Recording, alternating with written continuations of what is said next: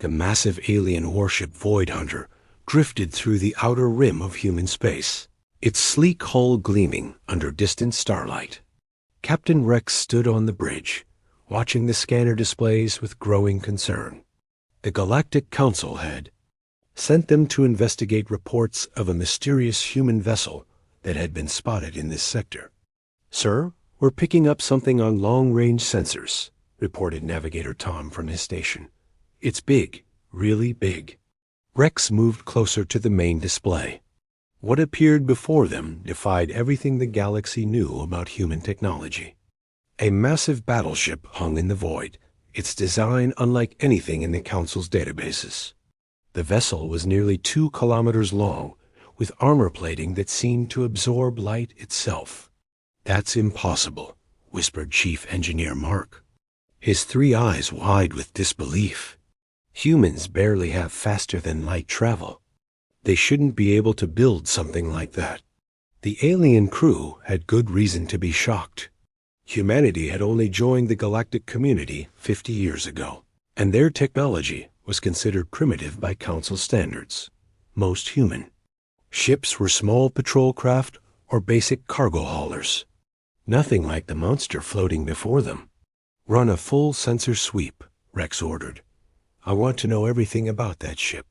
The results that came back made no sense. The hull was made from materials that shouldn't exist. The energy readings suggested power systems far beyond current human capabilities. Most disturbing of all, the weapon signatures indicated firepower that could level entire planets. "Sir, we're being scanned," Tom announced, his voice tense. "That ship just activated some kind of sensor array. The power output is off the charts." Rex felt a chill run down his spine. In all his years serving the Council, he had never encountered technology this advanced. The greatest civilizations in the galaxy had spent thousands of years developing their current tech levels. How could humans, who were barely out of their Stone Age by galactic standards, create something like this? "Open a communication channel," Rex commanded. "Let's see who's flying that thing." The main screen flickered to life, showing a human face. The man appeared to be in his 40s, with short brown hair and calm eyes. He wore a uniform that Rex didn't recognize, all black with silver trim. "This is Admiral Jack of the human vessel. Earth's Fury," the man said in perfect galactic common language. "You are trespassing in human space. State your business or leave immediately." Rex straightened his uniform. "I am Captain Rex of the Council ship Void Hunter. We're here on official Council business to investigate reports of unauthorized human military activity." Admiral Jack smiled, but there was no warmth in it. "Unauthorized? Last I checked, humans were free to build whatever ships we wanted in our own territory. That vessel represents technology centuries ahead of current human capabilities," Rex replied. "The Council has laws about sharing advanced technology with developing species." "Who said anything about sharing?" Jack's expression hardened. "This is human technology, built by human hands, designed by human minds. Every bolt, every circuit, every line of code is ours." The bridge crew of the Void Hunter exchanged worried glances. If this was true, it changed everything. The balance of power in the galaxy would shift dramatically if humans could build ships like this. "That's impossible," Mark muttered. "The quantum processors alone would require knowledge they don't possess." Jack seemed to hear him, despite the communication being audio only. "Nothing is impossible when you're fighting for your survival. The Council may see us as primitive, but we see patterns differently than you do. We ask questions others don't think to ask." Rex studied the human's face carefully. There was something in his eyes, a hardness that spoke of recent battles and difficult choices. "What exactly are you trying to survive, Admiral?" "Pirates, mostly. Raiders from outside Council space who think human colonies are easy targets." Turns out they were wrong. Jack leaned forward slightly. "Dead wrong. The implications hit Rex like a physical blow. If humans had developed this technology in response to external threats, and if they could build more ships like this one, then the entire galactic order was about to change forever. Admiral, the Council will want to inspect your vessel and verify your claims about indigenous technology development, Rex said formally. Jack's smile returned, still cold.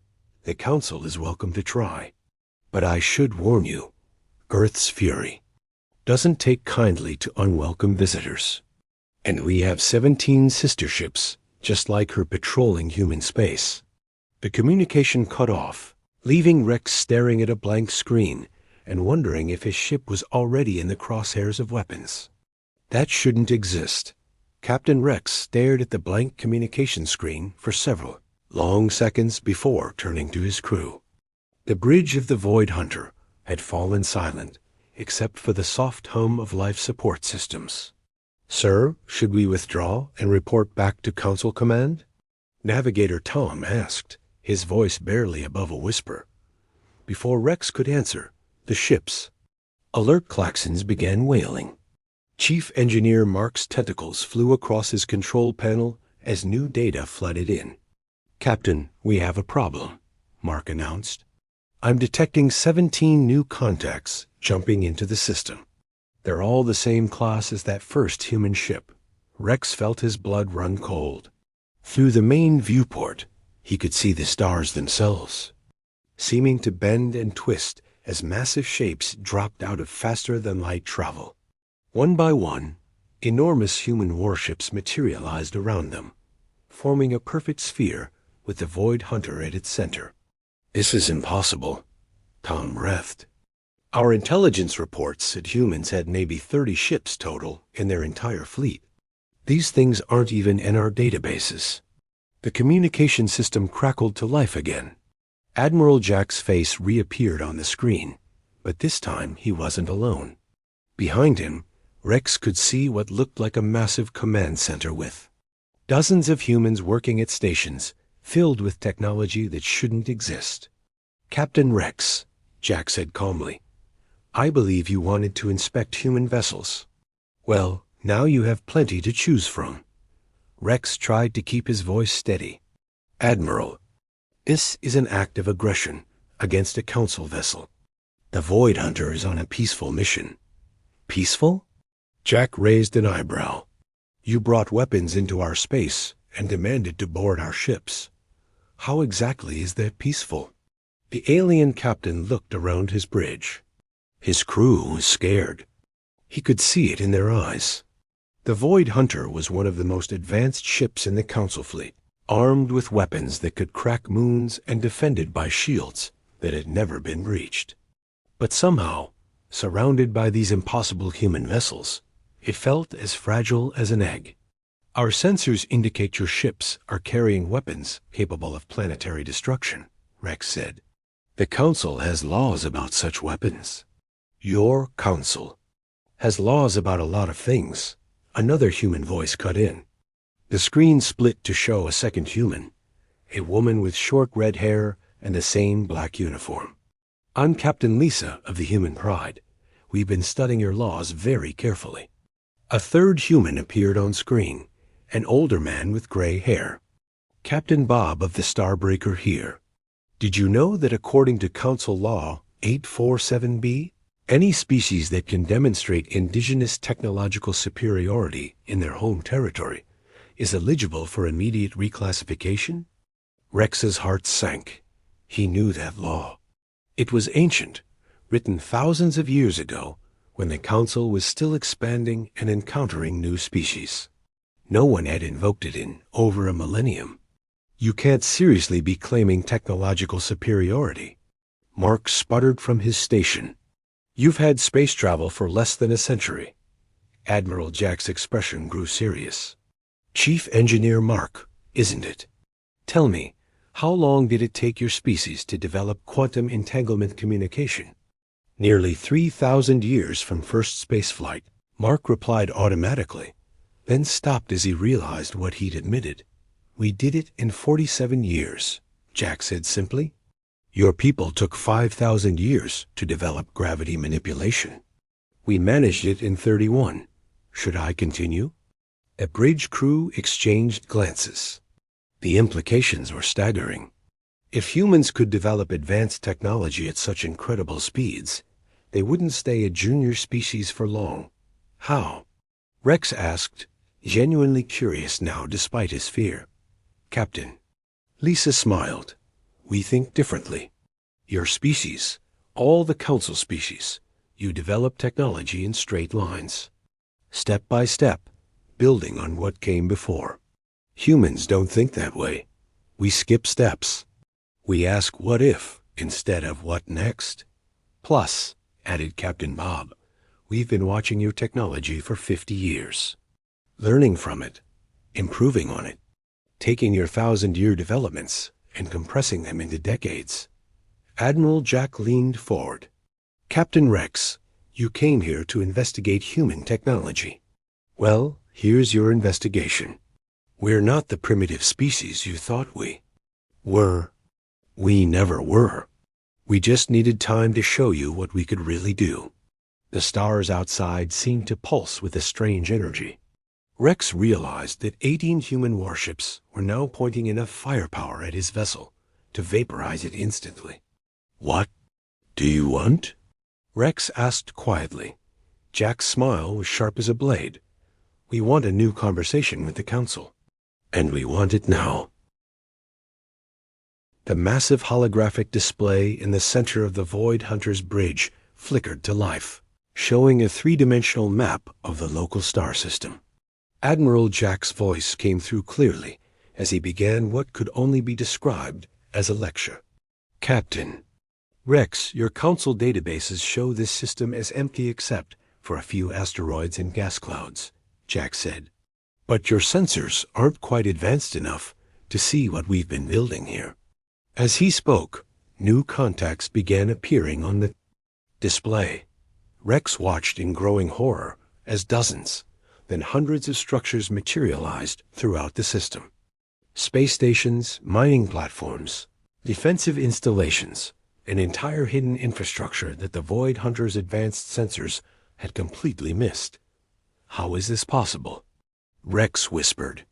Our sensors can detect a metal fragment the size of a coin from light years away. Captain Lisa's voice joined the conversation. Your sensors are very good at finding things that want to be found. We've developed something we call adaptive camouflage. Our installations shift their energy signatures to match background radiation perfectly. Chief Engineer Mark was frantically working at his station, trying to reconfigure their sensors. Sir, I'm detecting massive energy readings now that they've revealed themselves. Some of these structures are bigger than our capital shipyards. Bigger and more advanced, Captain Bob added cheerfully. The main construction facility you're looking at can build a ship the size of Earth's Fury in about 6 weeks. We currently have 12 more under construction. Rex felt dizzy. 12 more ships like the monsters surrounding them? The implications were staggering. Admiral, surely you understand that this level of military buildup is seen as aggressive. By Council standards? Aggressive? Jack's laugh was cold. Captain, 3 months ago, pirates from the Outer Rim attacked the human colony on New Terra. They killed 18,000 civilians before our old fleet could respond. When we finally drove them off, do you know what we found in their computer cores? The holographic display changed, showing what looked like star charts and tactical data. Rex recognized some of the symbols. They were Council military codes. We found detailed information about human defenses, population centers, and resource deposits, Jack continued. Information that could only have come from Council sources. So tell me, Captain, who's really being aggressive here? Rex's mind raced. If humans had proof that Council species were providing intelligence to raiders, it would cause a massive scandal, but something didn't add up. Admiral, even if that's true, how did you develop this technology so quickly? Months ago, Your most advanced ships were barely capable of system-to-system travel. The display shifted again, showing what looked like a massive research facility built inside a hollowed-out asteroid. Through the transparent sections, Rex could see thousands of humans working alongside strange machinery. "We've been preparing for this conversation for years," Admiral Jack explained. "Ever since we joined the Council, we've been studying every piece of technology we could get our hands on. But more importantly, we've been studying how your people think about technology." Captain Lisa took over the explanation. "Council species develop technology through committees, through consensus, through careful testing over decades. Very safe, very reliable, very slow. Humans work differently. We take risks. We try impossible things just to see what happens." "Show him Project Deep Thought," Captain Bob suggested. The display changed once more, revealing something that made Rex's eyes widen. It was clearly a massive computer complex, but its design was unlike anything in Council technology. Instead of the orderly, crystalline structures that advanced civilizations used, this looked almost organic, flowing lines and curves that seemed to pulse with energy. "We call it a quantum consciousness matrix," Jack explained. "Instead of programming computers to solve problems, we taught them to think like humans. Intuitive leaps, pattern recognition, creative problem solving. It can design and test new technologies in simulation faster than your best research teams can even understand the problems." Mark's voice was shaky. That's impossible. The processing power required would be enormous, and the risk of creating an artificial intelligence beyond your control would be enormous if we thought like you do," Jack agreed. "But we don't. We asked different questions. Instead of how do we control it, we asked how do we work with it. Instead of what if it rebels, we asked what if it helps us." The implications hit Rex like a physical blow. If humans had developed true artificial intelligence that could accelerate their technological development, they wouldn't just catch up to Council levels. They would surpass them within years. "Captain Rex," Admiral Jack said quietly, "we're not asking for permission anymore. We're informing you of new realities. Humanity is no longer a junior species. We're your equals now, whether the Council likes it or not." Through the viewport, Rex could see the human fleet maintaining their perfect formation around his ship. 18 impossible vessels that shouldn't exist, powered by technology that shouldn't work, commanded by a species that had just rewritten the rules of galactic civilization. "What happens now?" Rex asked. Jack's smile was diplomatic but firm. "Now you take a message back to the Council. It's time for a new treaty." "Are you suggesting that Council members have been selling intelligence to raiders?" Vash asked coldly. "I'm suggesting that the Outer Rim raids have been very profitable for certain shipping concerns," Norn replied carefully. "If human colonies were adequately defended, those profit margins would disappear." Rex felt sick. The humans had been right. Some Council species had been deliberately keeping humanity weak and vulnerable for economic reasons. "There's more," Rex continued. Admiral Jack transmitted what he called a small demonstration along with their demands. The main display activated, showing a remote star system on the edge of Council space. Rex had visited this system many times. It contained the asteroid base where the most notorious pirate clans made their headquarters. This recording was made 6 hours ago. Rex explained. The display showed a single human ship appearing at the edge of the system. It was smaller than the massive warships Rex had encountered, sleek and predatory looking. Without warning, it began firing on the asteroid base. But these weren't ordinary weapons. Beams of pure energy lanced out from the human vessel, and wherever they touched, matter simply ceased to exist. No explosions, no debris, just perfect spheres of nothingness. Carved out of solid rock. Within 10 minutes, the entire pirate stronghold had been reduced to floating dust. The human ship then broadcast a message on all frequencies before jumping away. "This is Admiral Jack of the Human Defense Force," the recording played. "The pirate base at coordinates 847 Delta 9 has been eliminated as a threat to peaceful shipping. Any similar installations that continue to target civilian vessels will receive the same treatment. Humanity is no longer helpless." The council chamber was absolutely silent. Finally, Representative Kell spoke in a hushed voice. "What kind of weapon was that?" "According to our analysis," Rex replied, "it appears to be some form of quantum deletion. Beam. It doesn't destroy matter. It convinces the universe that the matter was never there to begin with." "Impossible," several representatives said at once. "So we keep saying?" Rex replied grimly. "And they keep proving us wrong."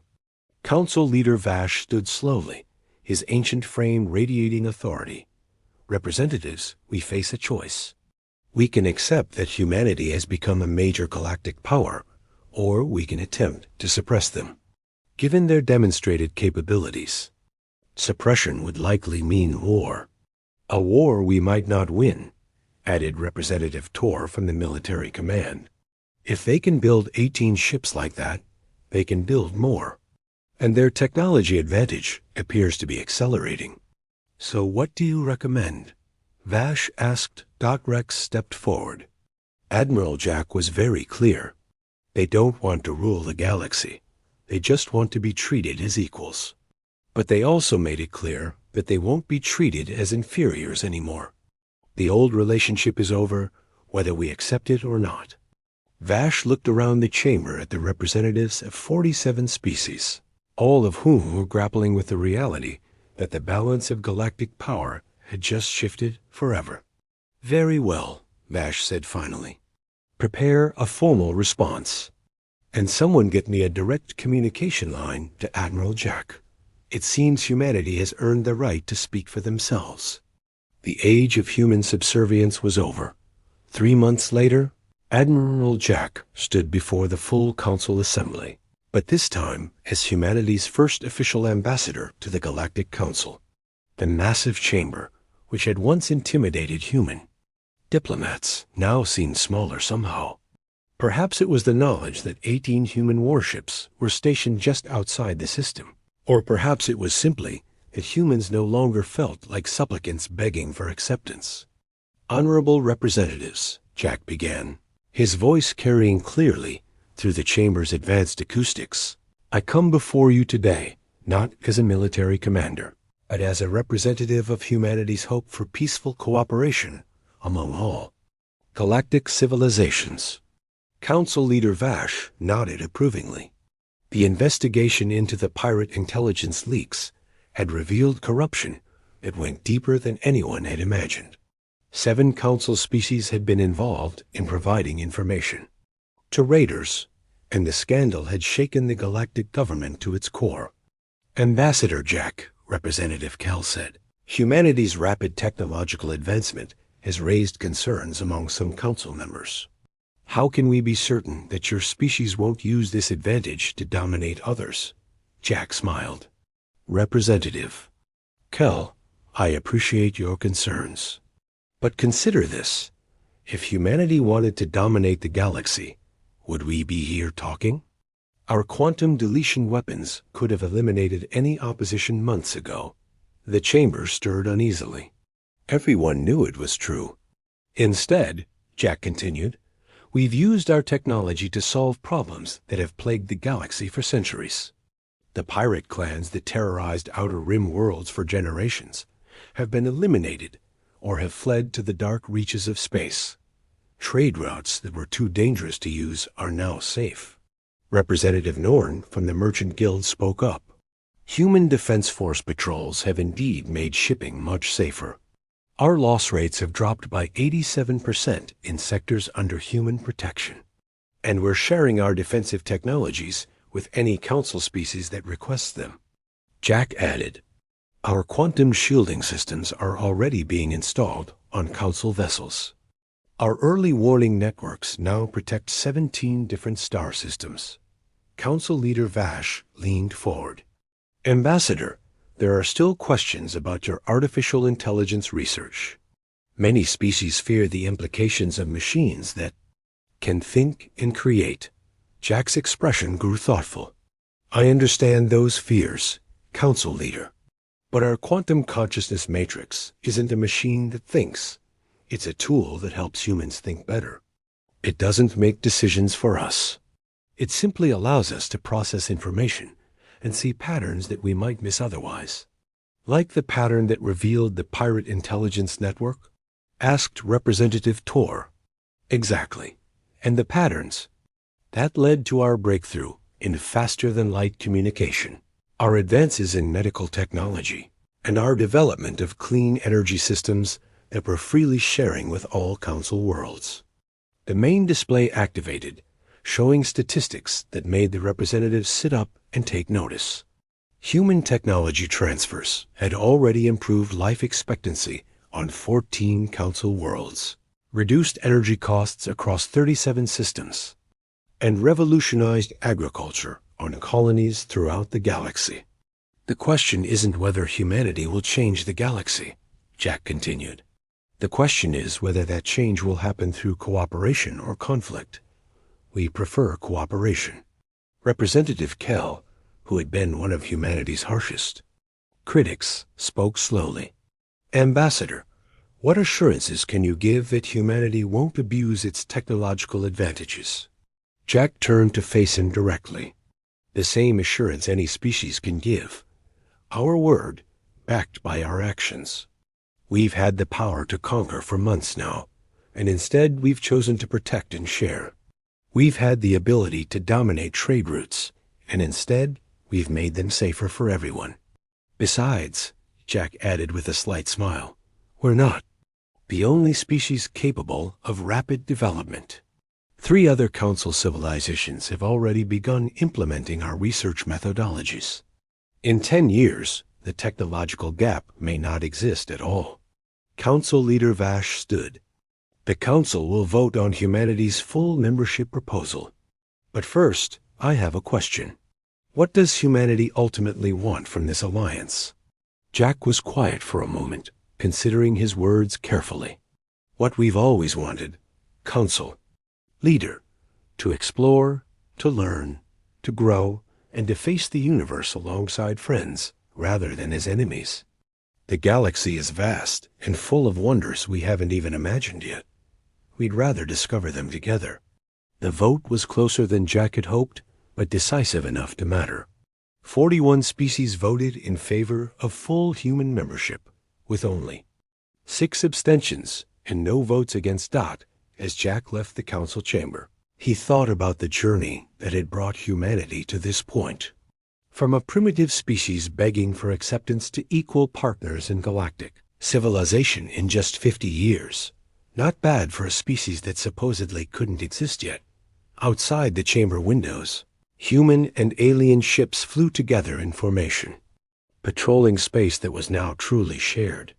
The galaxy would never be the same, Dot, and humanity wouldn't have it any other way.